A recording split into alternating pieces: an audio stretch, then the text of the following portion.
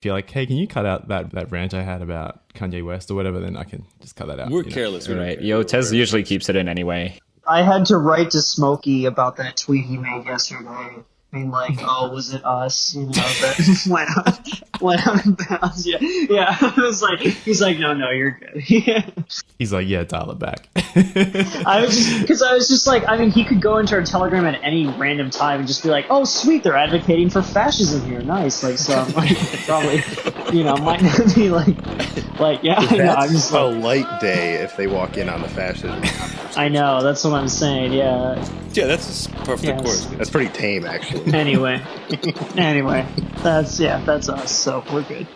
Well, that's good because the subject of today was actually fascism, so I'm glad I brought you all here to discuss that topic. Oh, good. We can go for 2 hours. Let's go. Where's my bong? Tez, dude, your podcast sucks. For the cook, better stay back. Podcast.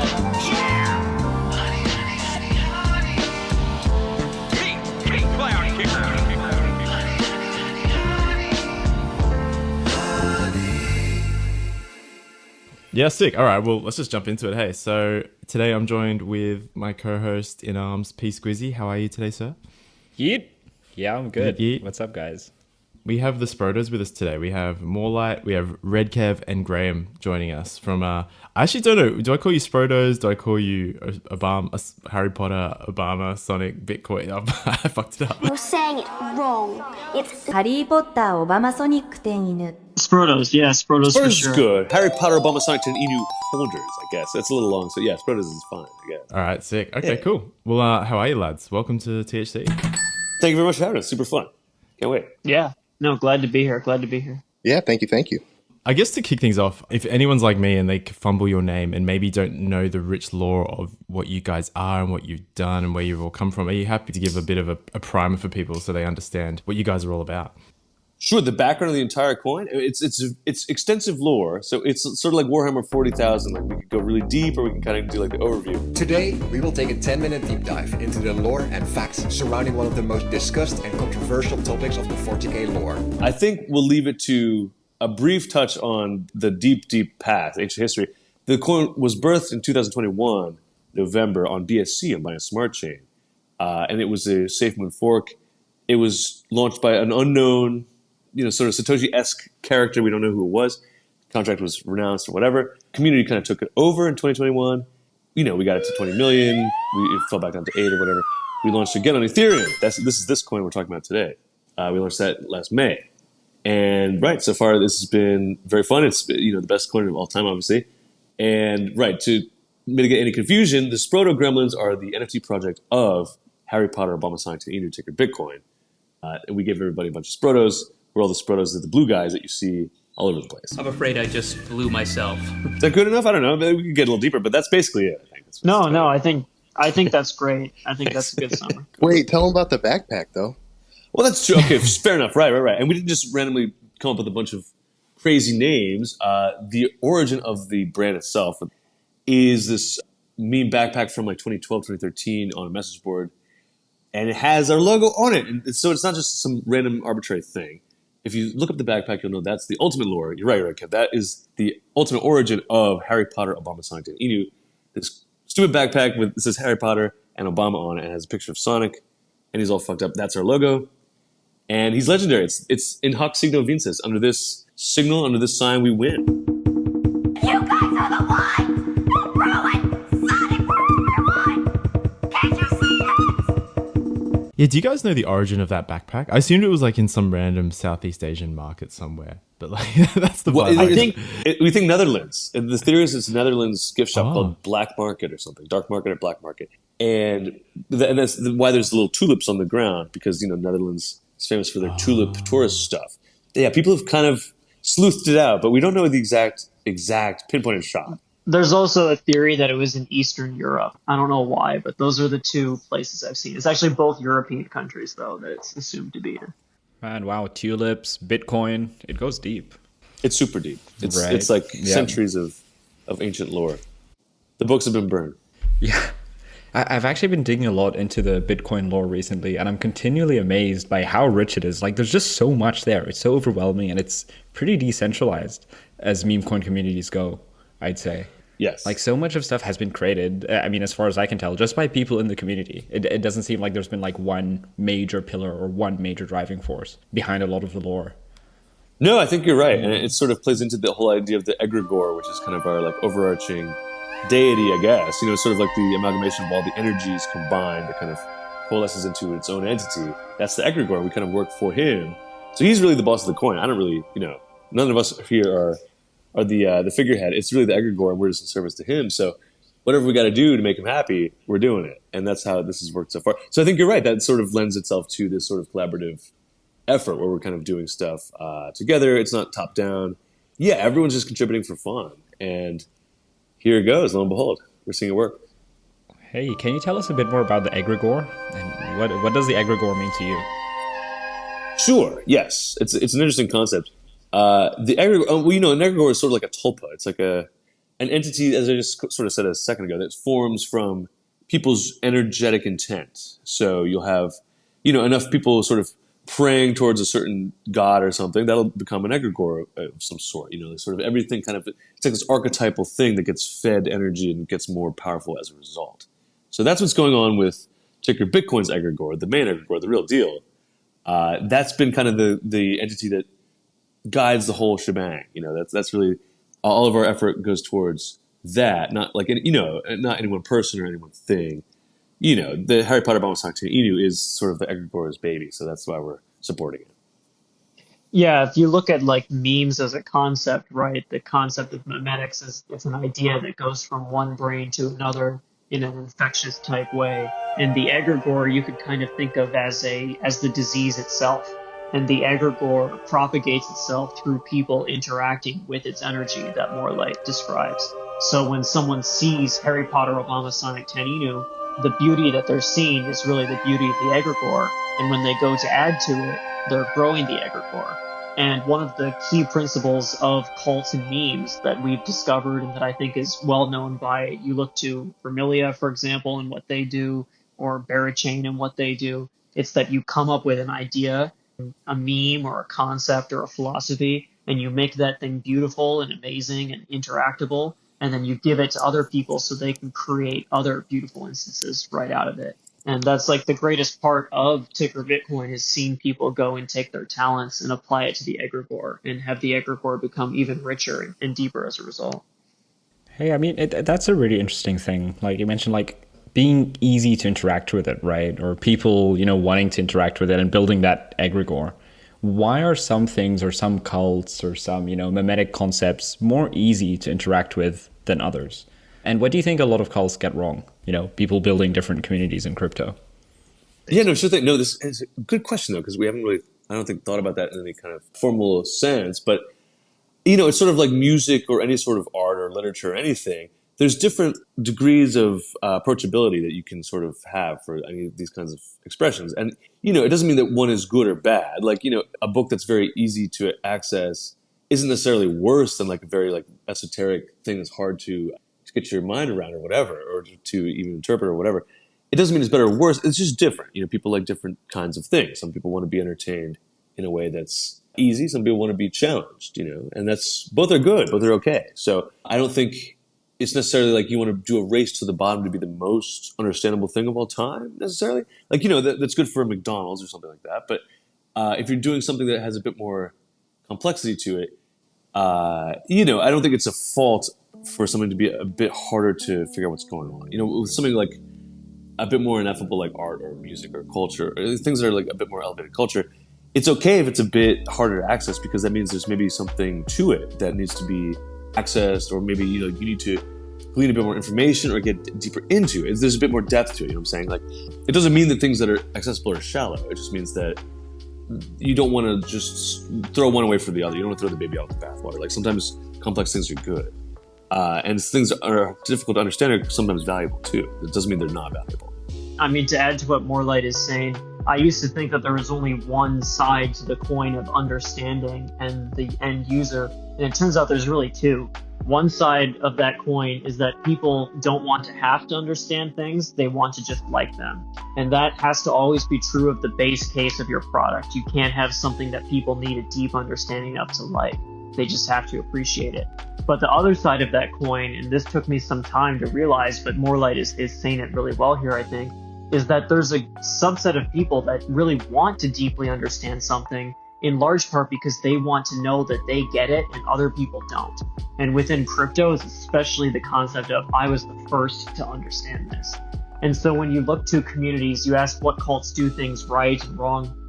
I think one of the main things that a lot of cults do wrong is that they don't allow it to be created out of spontaneous creativity and spontaneous order, but rather they have a top-down engineering process. And they use essentially market manipulation tactics to get their market cap by like day 2, 4, 5 into absurd high marks. And as a result, you don't get people buying in. And because a degen is always looking for what's the 1000x of this, right? If it's 20 million market cap, it's already probably too high. So when you get these tokens that just shoot, I mean, I'm not going to call out anyone or go after another project. No. In general, but in general, you'll see these projects where it shoots up to this level really quickly. And maybe it's not even in their control in some cases, but what it does is it hinders them because they don't have that genuine community. They don't have the people that came together early on because they understood something deeply and now feel like they can go be soldiers for it throughout the rest. And I'll conclude by saying that we recently had a listing of the token on Bybit, and Bybit asked us to make a video for this listing. They had seen the Barachain listing video that we had done. They were really happy about it. Little did Bybit know, Barachain made that, Barachain video for us, right? So we go to our people to have someone make the Bybit video, and none other than the top holder of ticker Bitcoin, as in the guy that has more ticker Bitcoin than anyone in the world, he made the video, and he did a fantastic job. It's a really good video. It's really sick, I know. Yeah, it's so really well done. And it blew my mind. It's like, it's so us, because you have such a dedicated cult that you have people that are sitting on literal real world fortunes. It doesn't matter what country you go to. This is a fortune of money. And they're out here taking their time to make something. And he's doing it because he genuinely loves this project and he loves the people in it. He loves what it is and what it means for him. And I think that that's just a really great part of what we are and what the community has done. And one thing I want to add on as far as what I think other coins, cults, whatever you want to call them, like they don't really grasp, I think, what cult in the crypto sense means, because they'll launch and an hour later, they're like, oh, this is a cult. We've been through so much in this past hour.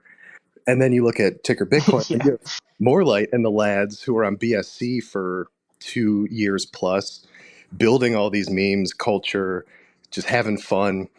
And then, came over to ETH. So people already kind of called us a cult, but like even early on, like I don't think we even called ourselves a cult. It was just, we're having fun, we're doing what we're doing. And then the label kind of came to us, where I think other people try to label themselves. Like that's how I think you get a real cult coin, is people are labeling you a cult rather than you just label yourself a cult. I think that's something I've seen a lot lately, and hey, it is what it is, but there's no cult coin that's an hour old. Yeah. By definition, that's a good point. Exactly. They're posers. Yeah, cult status is definitely earned. You can't just call yourself a cult.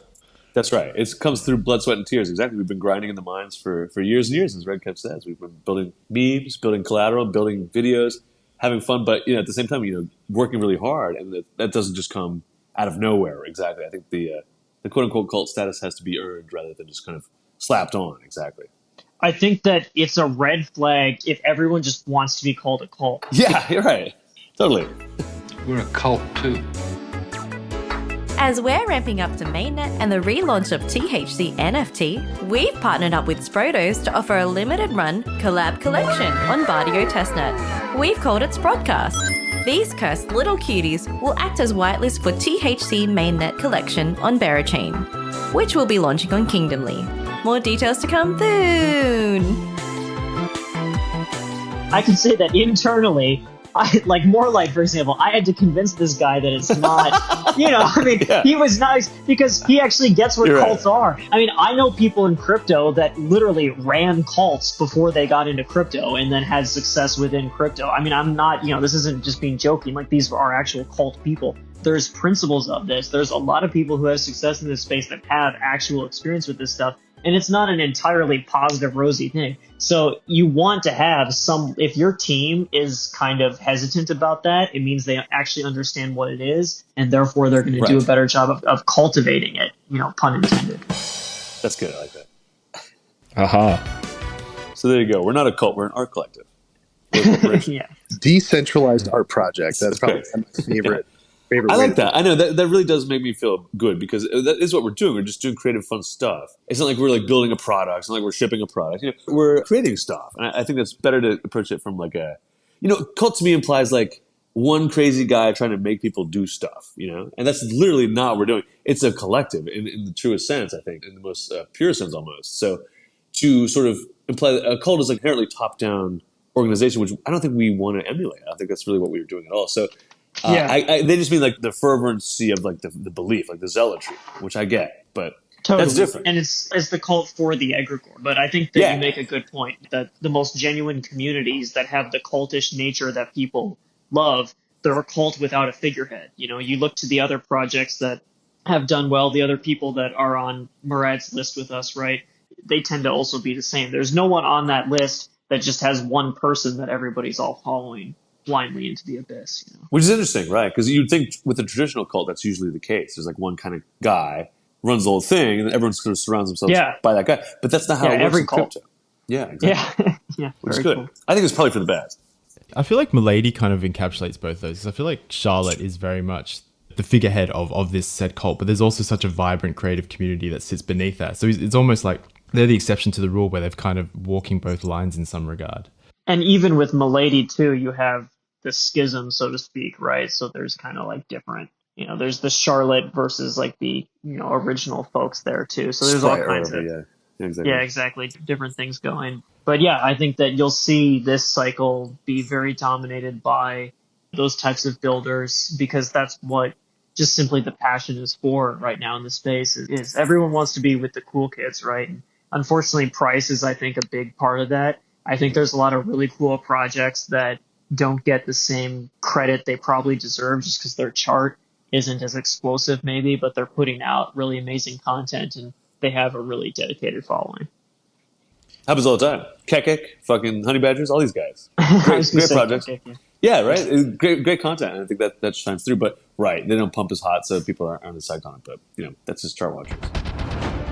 Interpol is specifically designed for the Berachain ecosystem. It allows token creators, launchpads, and protocols to deploy protocol-owned liquidity while retaining the ability to stake it and participate in proof-of-liquidity flywheels. Okay, back to the show.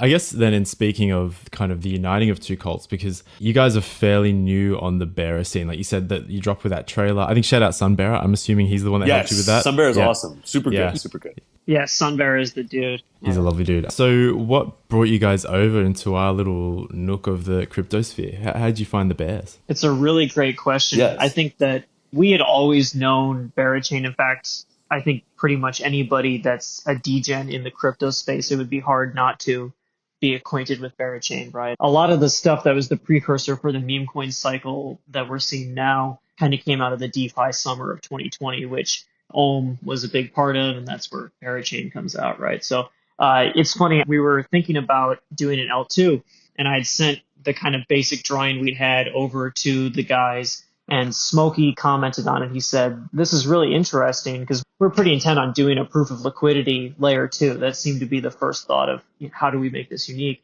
And he found it cool, and he said, well, it should be on Berachain, right? I mean, that makes the most sense. And yeah, I mean, it was kind of clear. If you look to the different chains, right, who's reading the room? Ethereum is not at all. I mean, read the room. Yeah. If you look at the way that the ETH, I mean, I'm not going to call out anyone in particular there because I get it. It's such a wide project, but everyone and their mother was launching some kind of vaporware on Ethereum, right? So for us to just join that crowd and have something that would kind of just blow into the wind, it made no sense. Whereas with Berachain, you have people that understand the culture and also understand the actual architecture of a chain, right? And how you want to design something so that you have this interesting ability to have value accrue.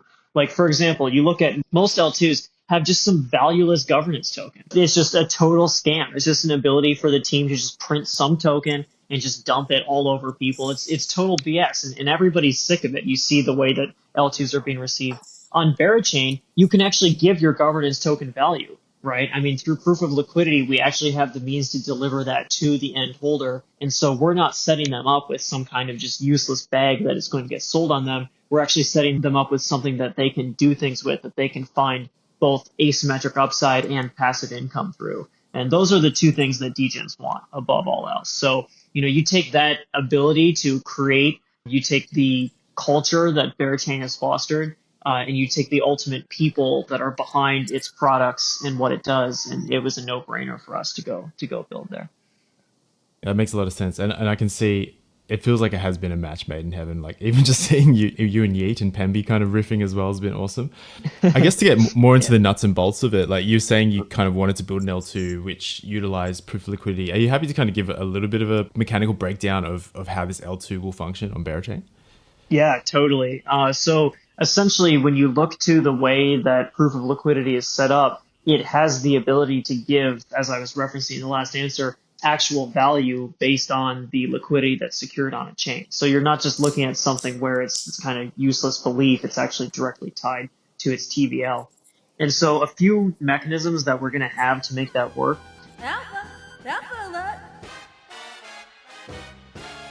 One is proof of crack, which we haven't really fully debuted. So if you're listening to this podcast, you're kind of getting to get a sneak preview of this. But proof of crack is where folks will be able to use the governance token that's native to blockchain, stake it, and receive their choice of F rings or G rings, one of those rings being the name of the governance token. One of those allows you to get a share of the fees on the chain, and the other allows you to get a share of the bribes out of the gauge. And so that's just one element of how the governance token can be central to allowing people to have different options of choice. I want some crack.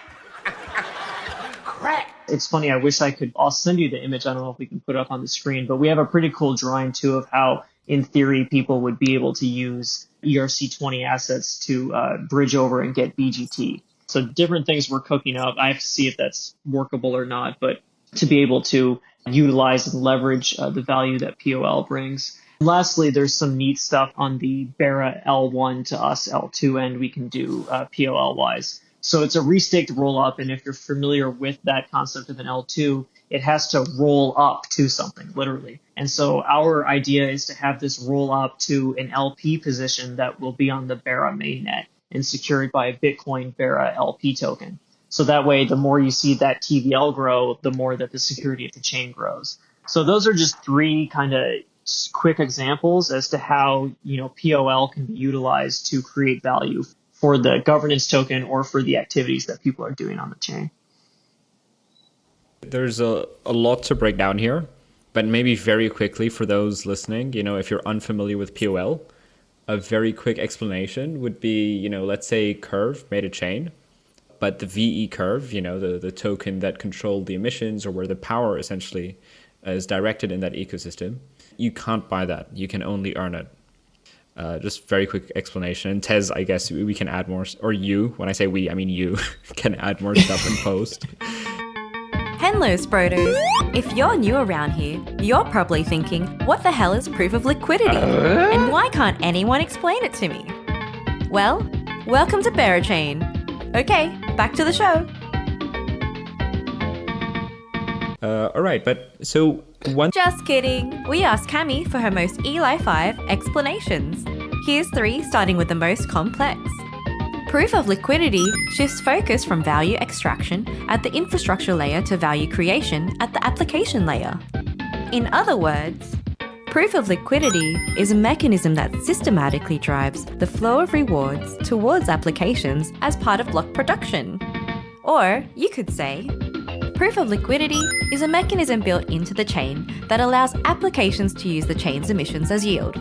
Still not sure? Want more detail? Well, go read the docs or something. All right, but so one thing that's different from the POL on Berachain L1 occurring on the Bitcoin rollup here is that the governance token, these emissions, the Bitcoin version of BGT, will be separated into G rings and F rings. So you're essentially separating the gauge revenue and the revenue of the chain or the sequencer, right? So what's the reasoning behind that move?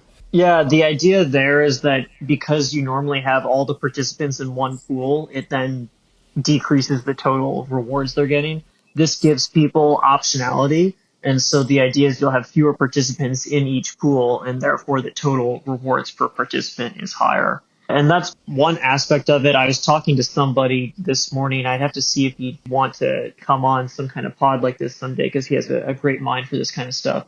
But we were talking about how you could also have, basically, how do you want to split those kinds of rewards? You know, do you want to have things going totally from gauge and from fees, or do you also want to be looking totally towards the sequencer end? So there's still some interesting kind of, I think, maneuvering we can do with it. But at the end of the day, I think that proof of crack will probably be the most sound way to power it, because when you're a degen and you're looking at a chain like this, you're basically looking at two different streams of revenue. There's going to be the fees and then the bribes that are coming from the gauge, which, as Pemby said, those bribes are done to direct emissions in one way or another. So those are the two pies you're looking at, and you can choose which slice you want. And our hope is that people are all getting a bigger slice of the pie because we're able to offer two rather than having one. Proof of crack, the future. Boom. It's the funniest branding. I think we probably also don't even end up calling them F rings and G rings. We call them like rocks and like pook. You said pookies? Pookies? I don't know. Crack slang. Yeah. Like you, yeah. Well, I know crack slang. It's gotta be some cracked out thing. It's so funny. Proof of crack. I just realized how funny that is when you said it again. That's great. Yeah, I mean, credit. I gotta say, credit. I'm trying to think if he wants to be. Who came up with proof of crack? I couldn't tell you. It's super funny. I actually know who came up with it. And I'm like, does he want to be named? Oh, he doesn't. It's notorious, right? He'll be forever besmirched. Does he want to know? Yeah. But it is.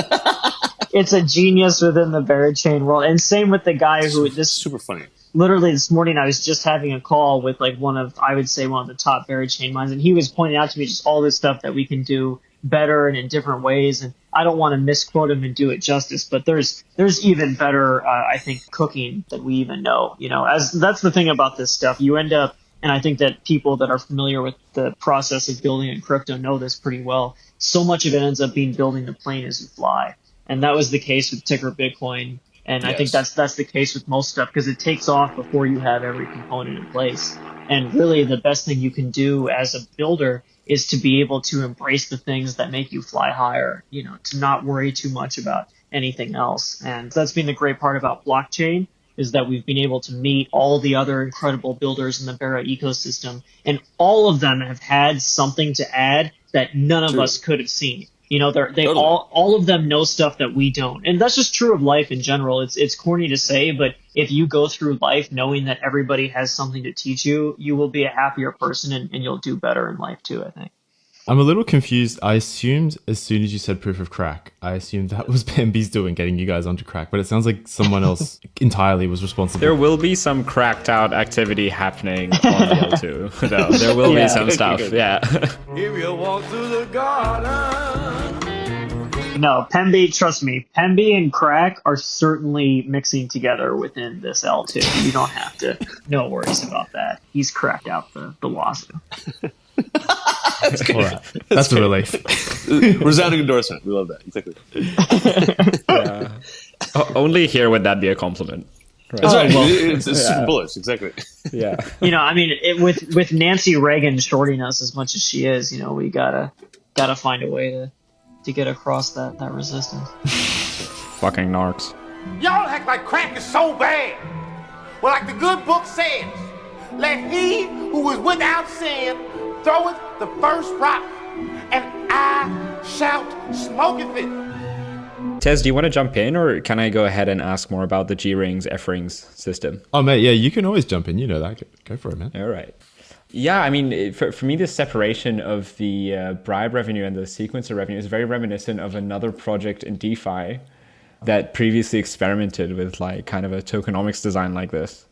And yeah, I don't want to say which one because I guess it'll give away who drew up this design. Yeah, I think it might to the trained eye, but I think that you certainly know who. We do not speak his name. Yeah, exactly. It's running a playbook that has some positive testing to it, is what one might say. Yes. That's good. It's been validated in the market already. It's not sort of unproven. We like that. Oh. Well, maybe Tez wants to cut this part, but actually that project ended up where those tokens were ultimately. We can cut that part then. Forget that shit. Whatever. Thanks, Pemby, for keeping us honest. The truth is, most of that was just luck. I didn't know what I was doing half the time. I nearly always had help. Yeah, I guess maybe what I want to ask here is, like, if I hold F rings, can I burn that and mint G rings? Can I easily move between the two? Or once I have one, I'm stuck with it. I can only turn that into Bitcoin. No, I don't want to speak to it as if it's a finished product, but the vision that I have for it would be that you can't move between the two pools. Because what you do is you're earning those by staking your rings, right? So you could just unstake from that pool, give back the other F rings, G rings, and then go restake and get the other kind. So you would be able to flip between the two pools pretty seamlessly. Maybe there's a case for having some kind of delay or penalty between the two, but I don't really know why there would be. Okay, well, this is unsolicited thoughts, but I think having a zero delay just means there's an arbitrage, right, that can be captured because, like, you immediately stake and unstake into the one that has more revenue right now in this block or this, like, epoch or whatever. So this will advantage those with, like, the ability to create those methods of arbitrage, and their profit comes at the expense of those who are not as savvy with those things. So I think definitely a delay or a penalty needs to be implemented here to stop that, and therefore, like, allow people to be rewarded for their conviction in holding G rings or F rings, like one over the other. Because if there's no penalty, it's just an ARB game where some people win at the expense of others. Yeah, no, that's a good idea. But yeah, unsolicited. Unsolicited advice with Pemby. Yep. No, it's appreciated because, like I was saying earlier, right, there's so many people within the Barra ecosystem that have so much experience building in this stuff, and it's just, I could never pretend to know more than they do because they've had years of, Pemby, you're one of them, right? So if any of those people have some kind of observation to help us, we're more than keen to listen and implement. I mean, dude, I'm just a fucking crackhead, so I don't know. I loved your tweet earlier where you were like, I love when people argue with me on the internet because you're arguing with the motherfucker named Squigglebop. You've already lost, Yeah. like, homie, you're done for. You're talking to someone named Squigglebop online. Like, it's over. Yeah, basically. But also, very unassumingly, Pemby is very good at debating online. So even though he's named Squigglebop, you don't want to fuck with him. No, he's a smart Squigglebopper. He sure is. Guys, you can't be exposing me like this. Oh, sorry. Everyone should come at him. You're listening to the HoneyCast. But there's something going on. I've seen multiple memes now coming from Yeet, and there's a really lovely sticker pack that just dropped. So, like, besides a mutual kind of love of crack, there's something going on with you guys together. So I'm curious to know, because I actually have no idea what you guys have been cooking up together. What is happening with Yeet and the Sprotos? Pemby, should we tell them? How much should we tell them, do you think? I mean, maybe we can tease a bit of stuff, but let's save some juice. Sure. Tease a little. Right. I mean, needless to say, the love is so strong that what you see here is probably not even the last thing you'll see. I think that there's going to be a lot of cool stuff to come. But let's just say that the crack references will find a deeper meaning very soon. I try to make a crack pipe noise. Nice. I love it. You brought a crack pipe. This can get cut and post if need be. Sure. We'll cut it. Don't even worry about it. Basically, I'll just give a little preview here. There will be a product that you'll be able to go get on blockchain, and Yeet and Sproto holders will have some leveraged access to this. And that product will have a little surprise to it later on that folks will see. So we're excited for that. So I don't know, Pemby, we can decide if that needs to be cut or not in post, but there's a little preview. Fuck it. Yeah, I mean, we can keep it in for those who listen to podcasts. There you go. Yeah, that's true. Yeah, exactly. Yeah, if you're a true believer, you deserve to hear it. Time for some supersonic speed. But yeah, Tez, sorry, you were gonna ask something, right? And I cut you off. I have no memory of what I was going to ask. But I guess maybe we can talk more about the Sprotos to an extent. I'm curious because both communities, the bearers and the Sprotos, are very heavily NFT kind of focused. So, I mean, what do the Sprotos mean to your community, and what's some of the connection and the lore there as well? I'm kind of curious to find out about. Yeah, I can take this one. So if we go all the way back, Sproto, because that's obviously a word you don't hear very often outside of crypto. Someone in some Telegram chat like 2 or 3 years ago was trying to say Bitcoin spirit and wrote Bitcoin Sproto. And so that's why we're called Sprotos. Little fun piece of lore. I've always enjoyed it. I mean, that's so connected to like bearer chain, because like bearer is clearly a typo of the word bear, right? I feel like there's so many synergies with us, with our communities. It's funny because the more I dive into the bearer ecosystem, the more I realize we're the same. We're cut from the same cloth. It's very much like we all like to have fun, shit post online.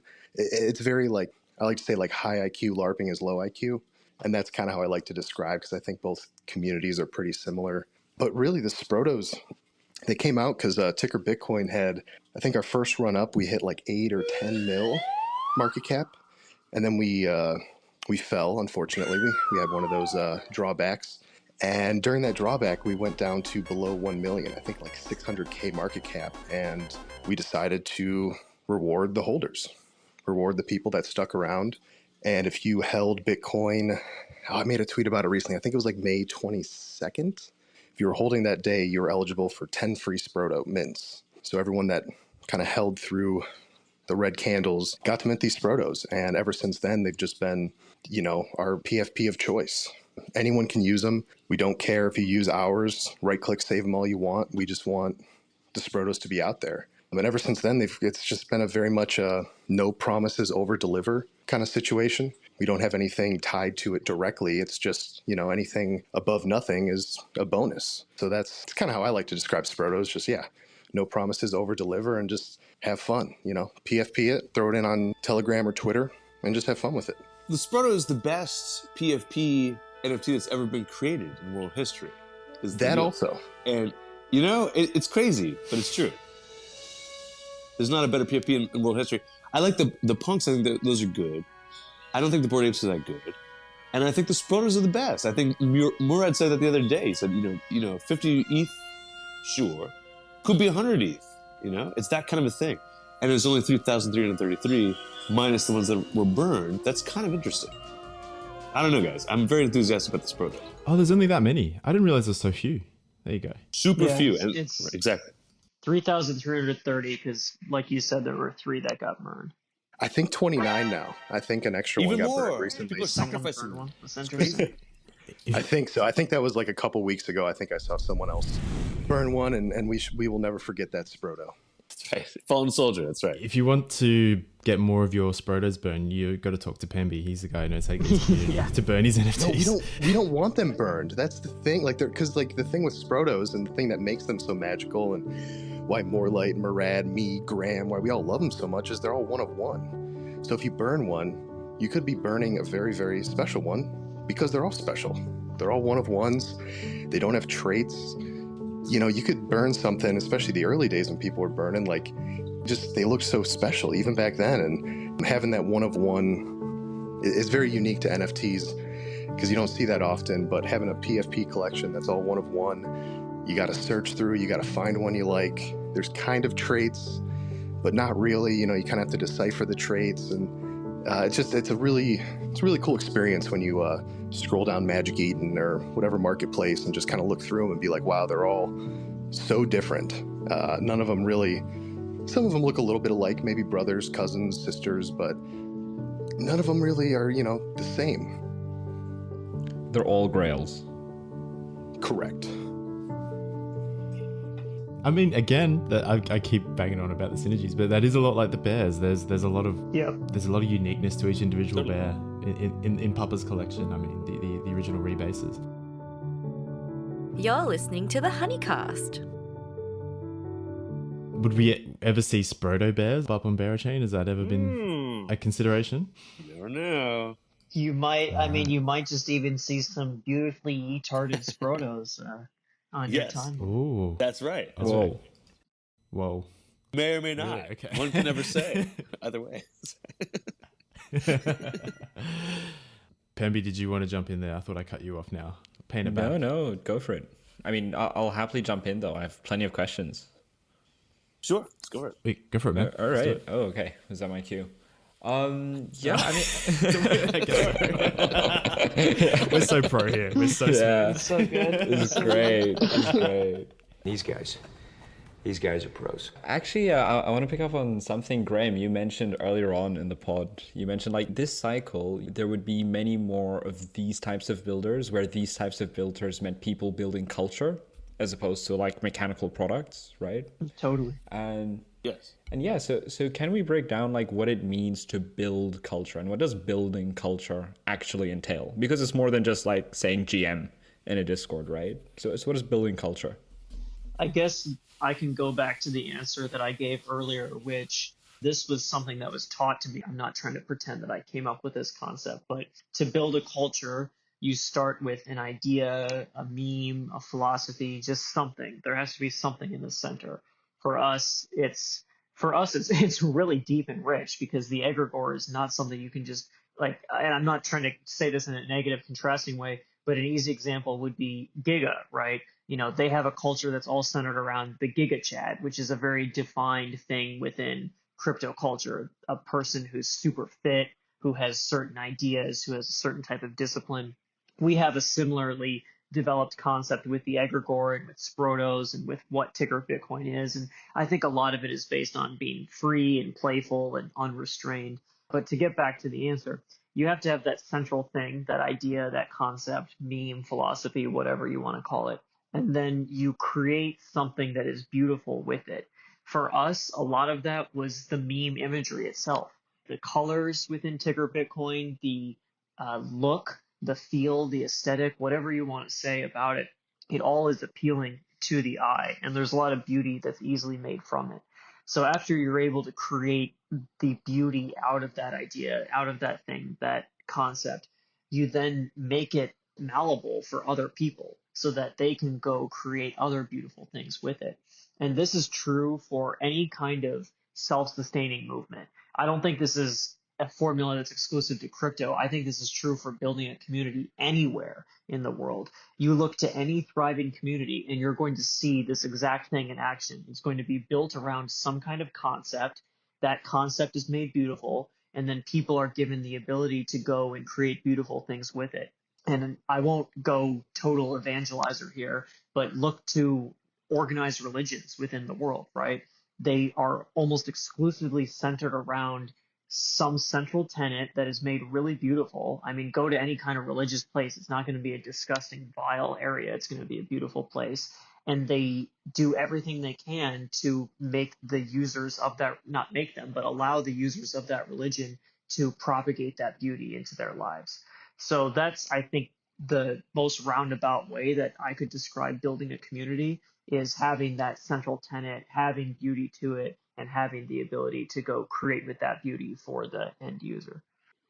That's well put, Graeme. I like that. You're very on the ball with that. I think you're exactly right. It's about creating something. It's not about detracting and taking. No, you're exactly right. It's hard to pinpoint what would define that. And I think you're right. It's about something about the creative impulse. It's not about tearing things down or criticizing. It's about sort of collaboratively building something that's new and beautiful, as you said, which is interesting. Like, we're not trying to make something ugly. We're trying to make something that's engaging and maybe bizarre, but beautiful. You look to ticker Bitcoin, right? Look at like the incredible art that our community constantly makes for us, right? I hesitate to almost drop one artist name because I need to drop 10 or 20, but there's you so look many at good that. ones, Right, you look at the Sprotos, there's some more prominent people too, but it's clearly all coming from a place of inspiration because they want to make beautiful things too. And this extends to blockchain, the L2 that we're doing for Barachain. We have pretty much everybody in Barachain building on it because everybody wants to go take that beauty and create other things with it. And that's nothing that we did, that's something that comes from the collective efforts of a community. And that's the only way it can be built is through that collective interest. Yes, it's a unified impulse to want to do it collectively for the greater good. I think it's very interesting. My favorite fan art is definitely the Akira poster done in Bitcoin style. Yes. Do you know the one I'm talking about? That is sick. Yeah. That is so sick. Was that Mr. I always say Mr. YG. He actually told me how to pronounce it in person. I forgot, but did he do that, or was that? Oh, that might even be an ancient one. That could be even like an ancient BSC days. No, 'Cause we did a contest for like maybe video movie posters. So maybe it could be that. Wapu did that. Wapu's good too. Yeah, Wapu. Yeah, I'm trying to remember who did that. Either him or Mr. YJ. He's great too. Exactly. Incredible. Yeah, just incredible. Sorry, Pemby, you were going to jump in again. We're doing no worries. Oh yeah. No, I wanted to ask you guys, like, what's an example of an egregore or a movement like this that's comparable in the real world, non-crypto, that's not a religion? Like, would you classify maybe like an art movement, for example, like Bauhaus or something, some design philosophy as something comparable? Yeah, sure. We referenced Buckminster Fuller the other day. You cannot have mass production unless you have mass consumption. The more consumers, the bigger your undertaking. As we really come to automation, which can really do the physical work, people have only significance as consumers. We were discussing this kind of thing. We were discussing whether we were kind of like an Andy Warhol-esque. Yeah. Are we like an Andy Warhol factory? And, I think Graeme had a good point in saying that we are to some degree that kind of thing. But I pushed back and it was like, well, maybe we're a bit less crass than that. And maybe we are trying to build something a bit more tangible than kind of just, proving the point that art is sort of meaningless and it's superficial, yada, yada. And that's, why it's worth something. Ha. Buckminster Fuller is kind of trying to build, actual things that are solving problems for humanity in a tangible way that can like build for the future. And that's, I think, a bit more inspiring than kind of the message of sort of the nihilistic Andy Warhol factory kind of stuff. You know what I mean? Like that was a turning point where culture was sort of like a bit cynical. And that's interesting, but it's a bit of a one-note samba. It's like, there's not too much depth to that. And you can get depth with things that are aspiring to be, creating bigger things for everyone else. It's not just like self-referential or, saying something that's kind of about a social commentary. We don't need that. Like we get that, like we can all do that. It's very difficult to build something that's helpful for other people, that's valuable for other people. That's very tricky. And building something beautiful, similarly, is very, very tricky. No one can really do that. So if you can even come close to pulling that off, that's a very good thing to aspire to. And I think that's what you're saying. It inspires people to kind of participate in that regard because they see that that's the underlying impulse. So they're like, okay, I would like to contribute to that too because that's worthwhile. Yeah, I would agree to that. And to what you're saying, Pemby, I think that really it is true that only religions or cults kind of are similar to what we are or to what a dedicated community is. Because look to Barachain, right? What's the next comp to Barachain? Maybe you could say certain brands, I guess. I think about maybe Supreme in the hype world or Nike in Adidas. Chrome Hearts, baby. Let's go. Chrome Hearts, yeah. I mean, I would say, so we had a drop for this racing jacket we did, and we had, some of it was an unlimited colorway. Anyone who wanted to buy it could buy it. But we also had a limited edition, and we limited it to just 30 jackets. And you also got a hat and a keychain and an NFT that gave you a pass to a metaverse where we had a virtual racetrack. It was all really cool. You could race as Obama and had a really cool Sproto machine. And this jacket, we priced it at the time ETH was 3K, and we put it at 0.3 ETH, so you're looking at about $1,000 per jacket. This jacket we had 30 of them. We sold 20 in the first, I think it was 5 or 6 seconds. It was just people had bots or I don't know what. And then we had sold out of all 30 of them within a few minutes, right? So it had that kind of Supreme like scenario where there's a drop and everyone's going to buy it. Or sneakers. I remember that app that Nike had that really blew up during COVID where people were entering these raffles to be able to buy these shoes. So maybe you could say that brands are the next best comp, but certainly organized religions and cults are the first things that come to mind. Hey, that Bitcoin varsity jacket, by the way, has to be the coolest jacket I think I've seen ever. Thank you. I love that jacket. Yeah. Hell yeah. It's amazing. I saw it in Singapore in the flesh. It's so sick. Thank you. Credit to MILF Dad and Meta Factory for their work on that. MILF Dad crushed it. We got to do another release of that. We have to do another colorway. We'll let you guys know. We must. We have to. I don't know, bro. People demand I it. mean, No? we could just let's do We the should do black. red. Let's do the black and the yellow, more printing maybe. But I mean, Well, that's true. I don't necessarily know if we want to tease it on this pod, but we're working with the same people to do another really cool limited drop. So there's that's gonna be stuff, there's stuff sick. yeah, Good it'll be point. cool. That's great alpha. Don't say too much, but yes, we're working on something else with those guys. That is very nice. That's a smart idea. Great piece of merch. Better than the jacket, maybe even, which is crazy to say. Wait, can we tease the collab merch that's coming up next month, or should we keep that hidden as well? Which one? Yeah, which collab merch? Yeah, it's the Kryptoon Goons collab merch. Yes, Oh, that's good. yeah. I'm planning that tease right that, now, yeah. actively. Yeah, I've been talking to Space about that right now. Like, what are we going to do with the Goons guys? Because they're really good at doing the merch stuff. The little bag, the no drugs bag, very good. We got to see. Yeah, I think it's going to be very fun. We're going to do some kind of collaborative merch with those guys for Art Basel Miami. That's great. Oh yeah, well we got something else cooking up. I think next month. Don't hold me to that, but I know we got something cooking up with them. It's going to be pretty cool. And yeah, if you don't know the Kryptoon Goons, they're very fashion oriented in the crypto space. Very cool people. Yeah, I like them. So everyone come to our party. We're going to do Art Basel Miami party, it sounds like. And we'll have some merch at that thing. So please come. Do not come.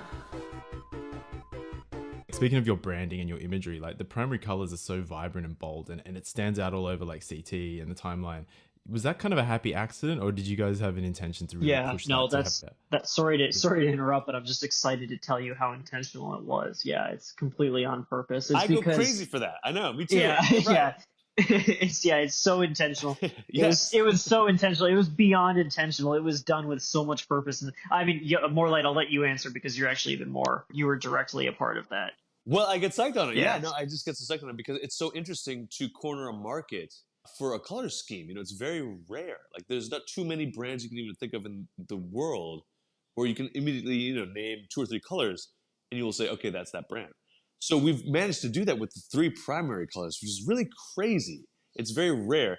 No brand has ever adopted kind of like the primary colors besides maybe like little, like, from Europe, like the grocery store. There's not too many. IKEA, kind of, not really. It's a bizarre juxtaposition of these colors, but it's all the colors combined. It's the 3 primary colors, so it really encapsulates everything.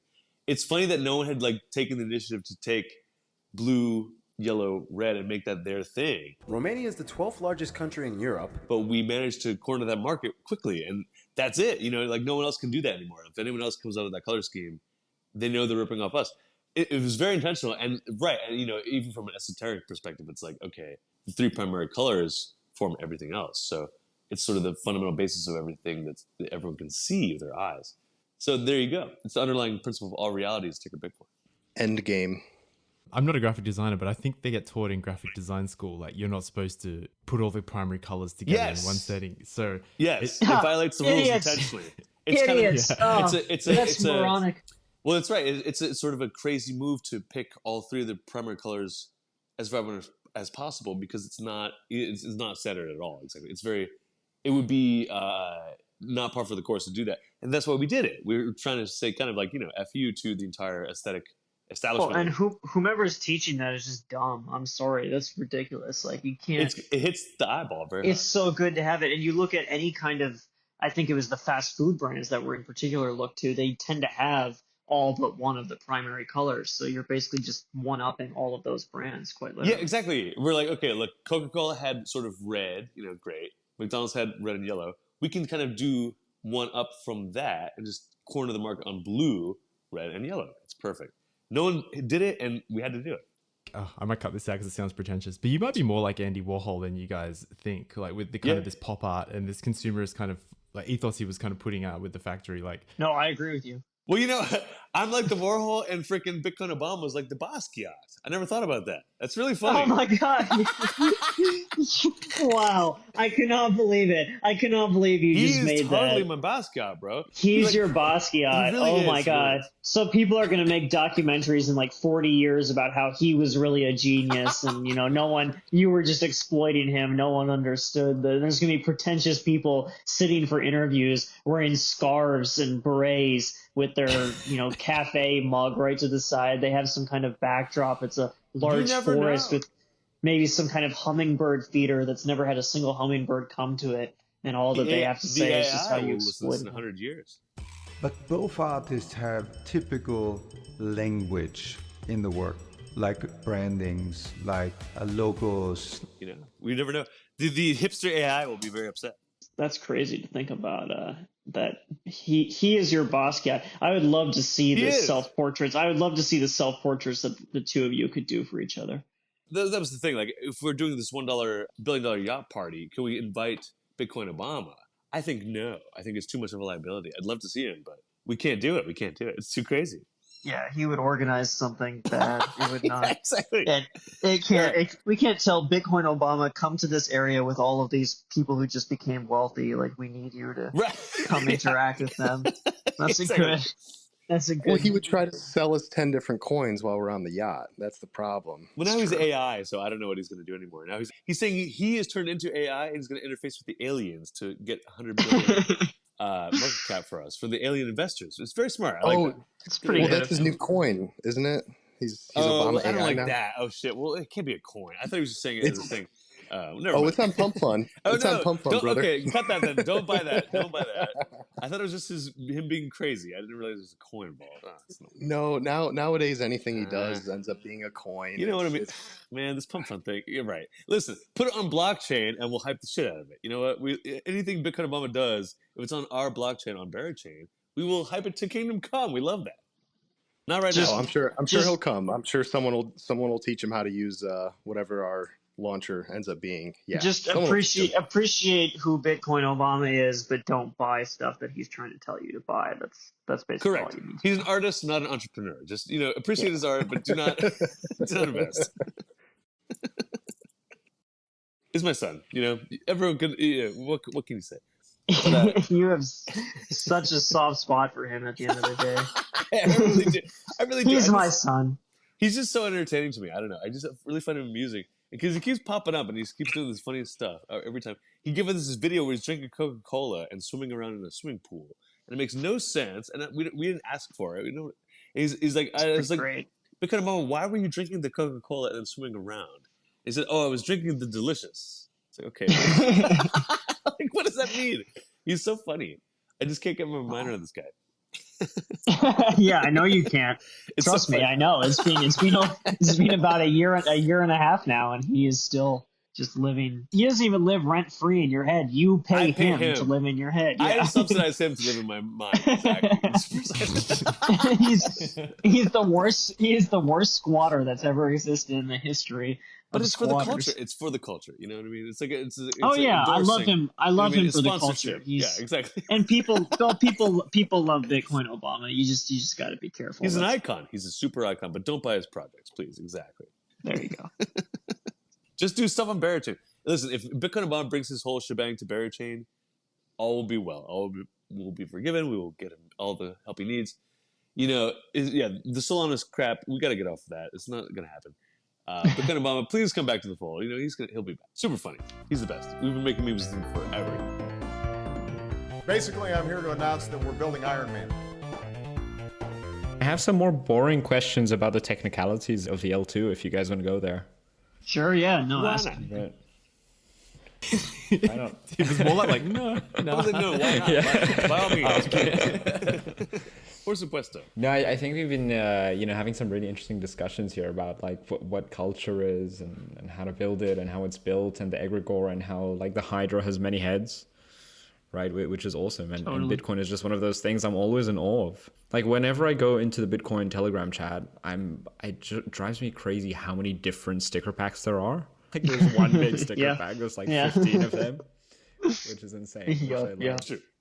Well, and y'all created one of the best ones, so. Oh, cheers, man. Did you say 15? You think there's only 15? There's probably like what now? 500.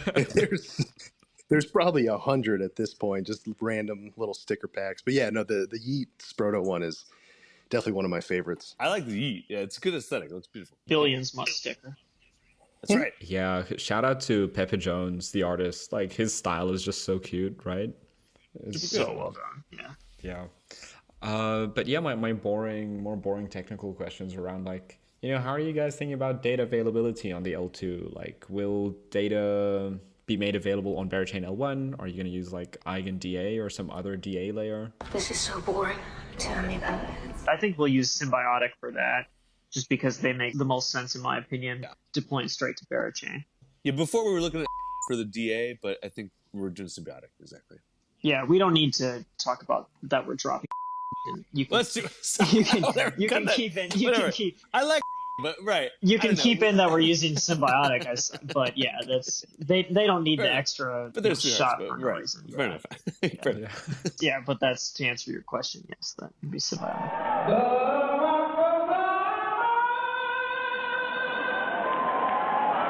You're listening to the HoneyCast. But yeah, I mean, maybe I'll throw it back to you, Tez. I mean, to close this off. Closing statements. Yeah, very official closing statements. You have the floor, Tez.